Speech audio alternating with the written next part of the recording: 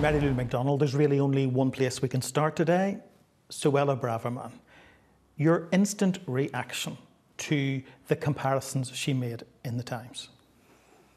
Well, I think it demonstrates the extent to which the Tory government, and she perhaps in particular, is at sea and ignorant of Irish affairs, and also how at sea and the distance between the Tory government and such a huge number of people in England and right across Britain. So I thought the remarks were extraordinary.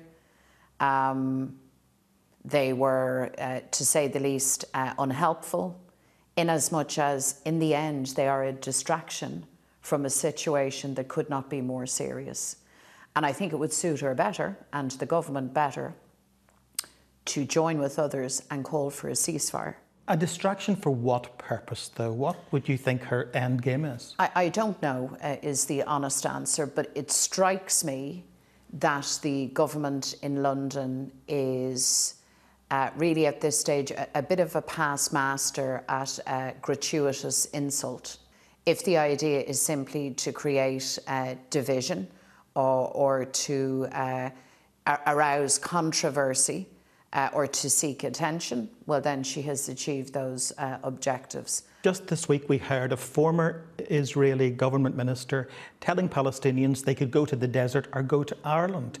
Many people beyond here are very surprised by how widespread and deep the affiliation is with the Palestinian people. Why is that? I think the connection with the people who were dispossessed, people who to this day have their homes taken, their lands annexed, is a very deep one for historical reasons, but also in contemporary terms. I think we've learned the lesson here in Ireland of the necessity for peaceful coexistence, the primacy of international law. And as a small country, we know that strong multilateral institutions, adherence to international law are good things for us, and anything that threatens that, in this case coming from Israel, is bad news. So what would you say to those who would see this as Ireland having an anti-Semitism problem? Absolutely not. Nothing could be further from the truth, and I think those people should listen to the voices of Jewish people across the world. In my view, incredible voices of bravery who are shouting for, demanding a ceasefire, who are saying very clearly, not in our name. And when you think about it, the Jewish community international is making that call from a place and an experience of collective trauma, of Holocaust. To the best of my knowledge, you're the only political leader from these islands to have met with Hamas.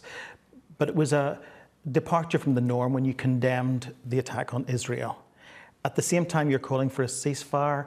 Is Sinn Fein riding two horses on this issue because you want to be seen as Taoiseach material, the next Prime Minister? No. I mean, just to be clear, Ireland is a non-aligned and a military neutral. But we are not neutral when it comes to the issue of international law. And we're not neutral when it comes to the rights of Palestinian people to self-determination. We're not neutral when we say that Israel must be held to account for decades, generations of human rights violations. We're very clear on that. And we also recognise that ultimately, to get to a place of peace and settlement, you do have to have an inclusive process. I mean, we've learned that in Ireland, haven't we? That's the only thing that works. Let's talk for a moment about Sir Keir Starmer.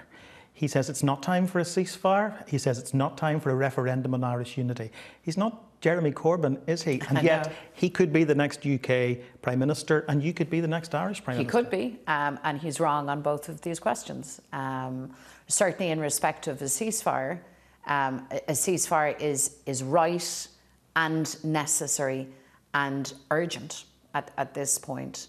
In respect of the referendum on unity, Keir Starmer will recall that the Good Friday Agreement is very clear that it's for the people of Ireland without impediment or coercion in referendums to make that decision. So there will be referendums.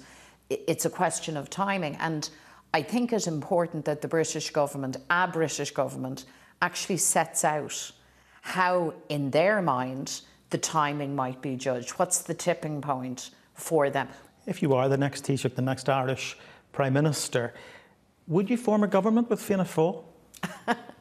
Well, we have to get through an election firstly, and I take nothing for granted. There are no inevitabilities.